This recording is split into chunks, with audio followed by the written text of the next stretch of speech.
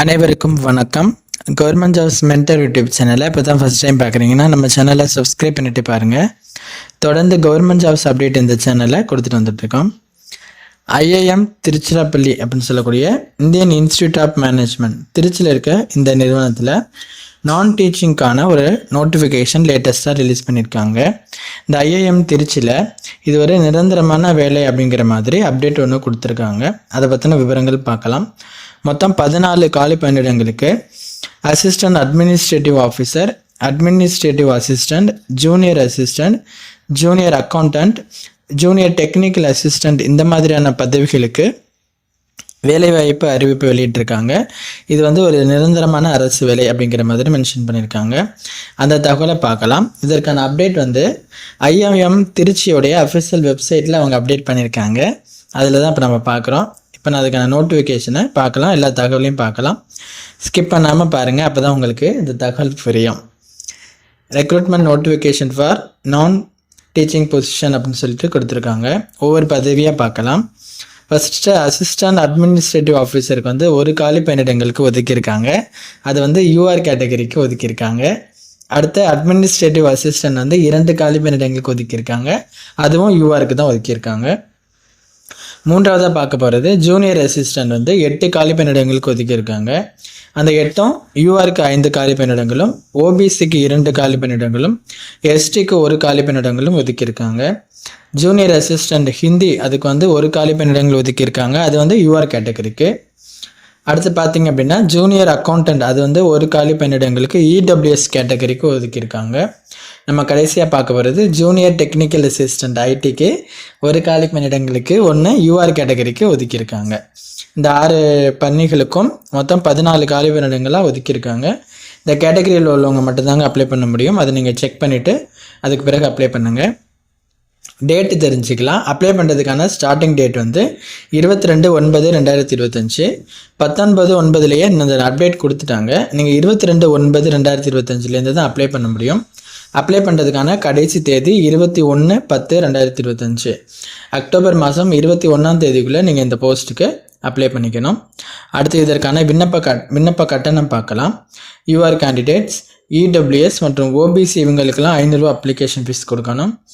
SC ST PWD woman கேண்டிடேட்டாக இருந்தீங்க அப்படின்னாக்க உங்களுக்கு அப்ளிகேஷன் ஃபீஸ் கிடையாது.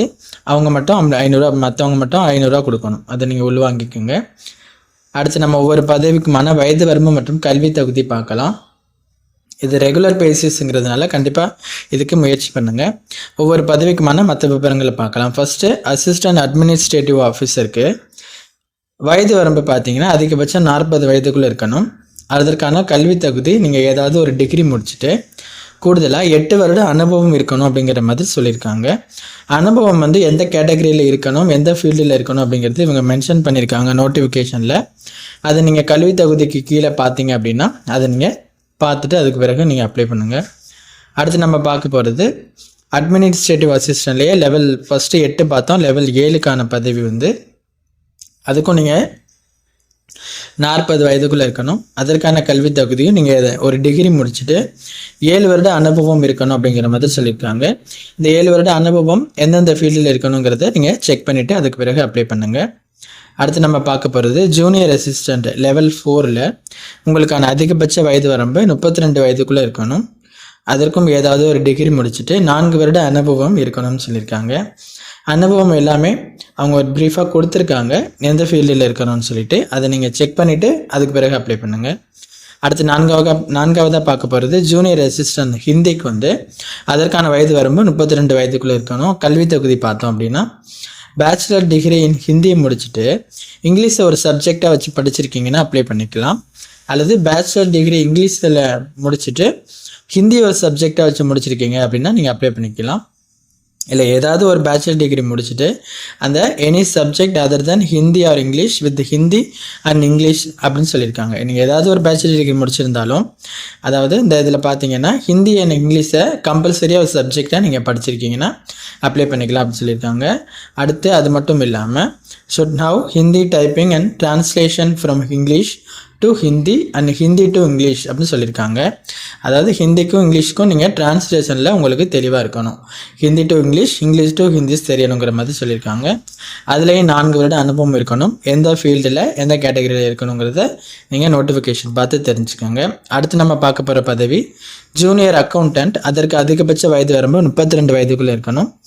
அதற்கான கல்வி தகுதி கிராஜுவேட் டிகிரி இன் காமர்ஸில் டிகிரி முடித்தவங்க அப்ளை பண்ணிக்கலாம். இல்லை ஏதாவது ஒரு டிகிரி முடிச்சுட்டு இன்டர் சிஏ, இன்டர் ஐசிடபிள்யூஏ முடித்தவங்களும் அப்ளை பண்ணிக்கலாம். கூடுதலாக கம்ப்யூட்டர் ஆப்ரேட்டில் உங்களுக்கு நாலேஜ் இருக்கணும்னு சொல்லியிருக்காங்க. அது மட்டும் இல்லாமல் இதுக்கும் 4 வருட அனுபவம் கேட்டிருக்காங்க. எந்த ஃபீல்டு என்ன கேட்டகரின்னு நீங்கள் செக் பண்ணுங்கள். அடுத்து நம்ம கடைசியாக பார்க்க போகிற பதவி ஜூனியர் டெக்னிக்கல் அசிஸ்டண்ட் ஐடி. அதற்கான வயது வரம்பும் 32 வயதுக்குள்ளே இருக்கணும். அதற்கான கல்வி தகுதி என்னென்னு பார்த்தீங்கன்னா பிஎஸ்சியில் சிஎஸ் இல்லைன்னா ஐடி முடிச்சிருக்கீங்க அப்படின்னா அப்ளை பண்ணிக்கலாம். இல்லைனா பிசிஏ முடிச்சிருந்தாலும் அப்ளை பண்ணிக்கலாம். அது இல்லாமல் பிபிடெக்கில் சிஎஸ், இசிஇ, எலக்ட்ரானிக்ஸ், ஐடி இந்த ஃபீல்டில் நீங்கள் பிபிடெக் முடிச்சிருந்தாலும் அப்ளை பண்ணிக்கலாம். அதுலேயும் நீங்கள் அது இல்லாமல் 4 வருட அனுபவம் இருக்கணும். எந்த ஃபீல்டில் எந்த கேட்டகரியில் இருக்கணுங்கிறத செக் பண்ணிவிட்டு அதுக்கு பிறகு அப்ளை பண்ணுங்கள். இதற்கு இந்தியராக இருக்கீங்க அப்படின்னா கண்டிப்பாக அப்ளை பண்ணிக்கலாம். தமிழ்நாட்டில் அனைத்து மாவட்டத்தை சேர்ந்த அனைவரும் கண்டிப்பாக இந்த போஸ்ட்டுக்கு அப்ளை பண்ணிக்கலாம். அப்ளை பண்ணுறது ஆன்லைனில் தாங்க அப்ளை பண்ணணும். அந்த முறையை அவங்க கொடுத்துருப்பாங்க. லிங்க் நான் அது எப்படின்னு சொல்கிறேன். இந்த பதவிக்கு நீங்கள் அப்ளை பண்ணதுக்கு பிறகு உங்களை எப்படி தேர்ந்தெடுப்பாங்க அப்படின்னா ரிட்டன் டெஸ்ட், ஸ்கில் டெஸ்ட் மற்றும் ட்ரேடு டெஸ்ட் மாதிரி இந்த 3 டெஸ்ட் மாதிரி வச்சு உங்களை செலக்ட் பண்ணுவாங்க. ஃபஸ்ட் நீங்கள் அப்ளை பண்ணதுக்கு பிறகு இந்த ப்ரொசீஜரை உங்களுக்கு கொடுப்பாங்க. அதை நீங்கள் பார்த்து தெரிஞ்சுக்க முடியும். இதை நீங்கள் உள்வாங்கிக்கோங்க. எல்லா விவரங்களுமே நம்ம இதில் பார்த்துட்டோம். ஒவ்வொரு விவரங்களும் எல்லாத்தையும் நீங்கள் உள்வாங்கிக்கோங்க. ஆன்லைனில் அப்ளை பண்ணுறதுக்கு அவங்க லிங்க் கொடுப்பாங்க அவங்களுடைய கெரியர் பேஜில். இப்போதைக்கு நோட்டிஃபிகேஷன் ரிலீஸ் பண்ணிட்டாங்க. அப்ளை பண்ணுறதுக்கான டேட் 22/9 அப்படின்னு சொல்லியிருந்தாங்க இல்லையா? அப்போது 22ஆம் தேதி 9வது மாதம் செப்டம்பர் 22ஆம் தேதி உங்களுக்கு ஆன்லைன் அப்ளிகேஷன் அஃபிஷியல் வெப்சைட்டில் அவைலபிள் ஆகிடும். அதில் நீங்கள் செக் பண்ணிவிட்டு ஆன்லைனில் அப்ளை பண்ணுங்கள். உங்களுக்கு நோட்டிஃபிகேஷனையும் அஃபிஷியல் நோட்டிஃபிகேஷனையும் அப்ளை பண்ணுறதுக்கான அந்த கெரியர் பேஜ் லிங்க்கையும் டிஸ்கிரிப்ஷனில் கொடுக்குறோம். 22ஆம் தேதி போல் உங்களுக்கு அப்ளை பண்ணுறதுக்கான லிங்க்கும் நாங்கள் அப்டேட் பண்ணிவிடுவோம். இந்த வீடியோக்குள்ளே டிஸ்கிரிப்ஷனில் இருக்குது. நோட்டிஃபிகேஷனை பார்த்துட்டு அப்ளை பண்ணுங்கள். இதில் இது நிரந்தரமான வேலையாக இருந்தாலும் ஒவ்வொரு பதவிகளுக்குமே அனுபவம் கேட்டிருக்காங்க, எக்ஸ்பீரியன்ஸ் கேட்டிருக்காங்க. எக்ஸ்பீரியன்ஸ் இருக்க கேண்டிடேட்ஸ் அது என்னென்னு செக் பண்ணிவிட்டு கரெக்டாக அப்ளை பண்ணுங்கள். வேறு எதுவும் சந்தேகம் இருக்குனாலும் கீழே கமெண்ட் பண்ணுங்கள். உங்கள் ஃப்ரெண்ட்ஸுக்கு ஷேர் பண்ணி அவங்களுக்கும் இந்த தகவலை தெரியப்படுத்துங்க. இந்த ஐஐஎம் திருச்சியில் அட்வர்டைஸ்மெண்ட் நம்பர் இது நம்ம ஏற்கனவே பார்த்த ஒரு வீடியோ பார்த்துருப்போம். அது கான்ட்ராக்ட் பேசிஸ். ஆனால் இது கான்ட்ராக்ட் பேசிஸ் கிடையாது, ரெகுலர் பேசிஸ் தான். அவங்க ஒரு நியூஸ் பேப்பர் அட்வர்டைஸ்மெண்ட் மாதிரி அவங்க வெப்சைட்லேயே வச்சுருக்காங்க பாருங்கள். அதில் பார்த்தீங்கன்னா நான் டீச்சிங் ஆன் ரெகுலர் அப்படின்னு சொல்லியிருப்பாங்க. அட்வர்டைஸ்மெண்ட் நம்பர் லாஸ்ட் டேட் கொடுத்துருக்காங்க பாருங்கள், 21 அக்டோபர் 2025. இதை நீங்கள் உள்வாங்கிக்கோங்க. உங்கள் நண்பர்களுக்கு ஷேர் பண்ணி அவங்களுக்கும் தெரியப்படுத்துங்க. தேங்க்யூ.